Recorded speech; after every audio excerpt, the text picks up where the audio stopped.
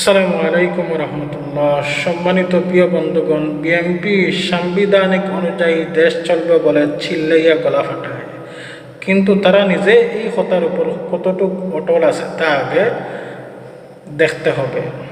সম্মানিত প্রিয় বন্ধুগণ, দেখেন, বিএনপি বলেন, জামাত বলেন, দল থেকে তারা লোক রাষ্ট্রপতি হিসাবে দায়িত্ব করেছে। বিএনপি মির্জা ফখরুল ইসলাম সাহেবকে দায়িত্ব করেছে রাষ্ট্রপতি হিসাবে, পরবর্তী রাষ্ট্রপতি হিসাবে। দেখেন,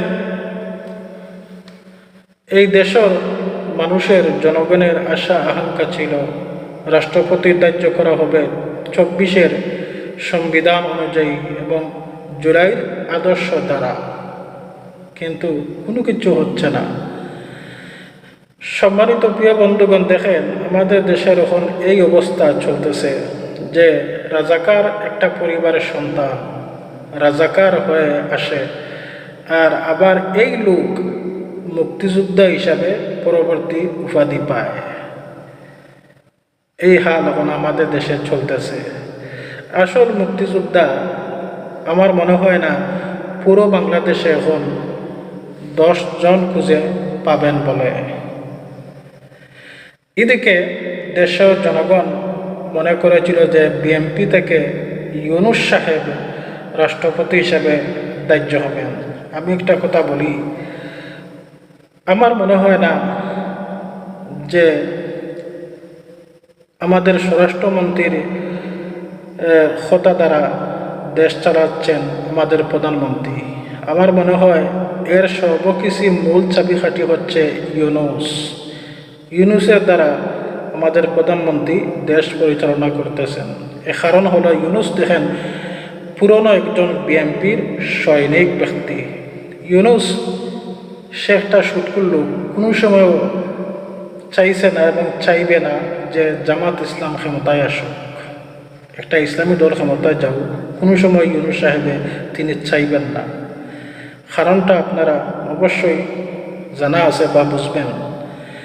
সম্মানিত প্রিয় বন্ধুগণ, এদিকে দেশের জনগণ আশা করেছিল যে ইউনূস সাহেব হয়তো বিএনপি থেকে দায়িত্ব হবেন পরবর্তী রাষ্ট্রপতি হিসাবে, কিন্তু দেখেন উল্টোটা হয়ে গেল, আর এটাই হওয়ার কথা ছিল।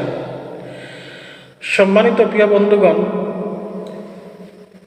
ইউনূস সাহেবকে রাষ্ট্রপতি হিসাবে বিএনপি কোনো সময় দায়িত্ব করবে না, কারণ ইউনূস সাহেব গোপনে প্রধানমন্ত্রীর পরামর্শদাতা উপদেষ্টা হিসাবে আছেন।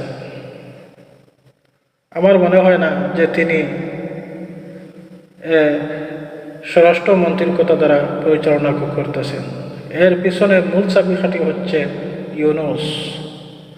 ইউনূস কোনো সময় চাইবে না জামাত ইসলাম একটা ইসলামী দল ক্ষমতায় আসুক। আর দেখেন, এই যে মির্জা ফখরুল ইসলামকে পরবর্তী রাষ্ট্রপতি হিসাবে দায়িত্ব করা হয়েছে। সম্মানিত প্রিয় বন্ধুগণ, আগে দেখেন বিএনপি দল নিয়ে ক্ষমতায় কয়দিন টিকে, বিএনপি দলই ক্ষমতায় টিকতে পারবে কি না টানাটানি। আবার রাষ্ট্রপতি নিয়ে আমাদের দেশে যুদ্ধ হচ্ছে। আগে দেখেন বিএনপি কতদিন ক্ষমতায় টিকে, আরও 6 মাস টিকছে, আরও 6 মাস নিয়ে টিকতে পারে। যাই হোক, সবাই সুস্থ থাকেন। আসসালামু আলাইকুম রহমতুল্লাহ।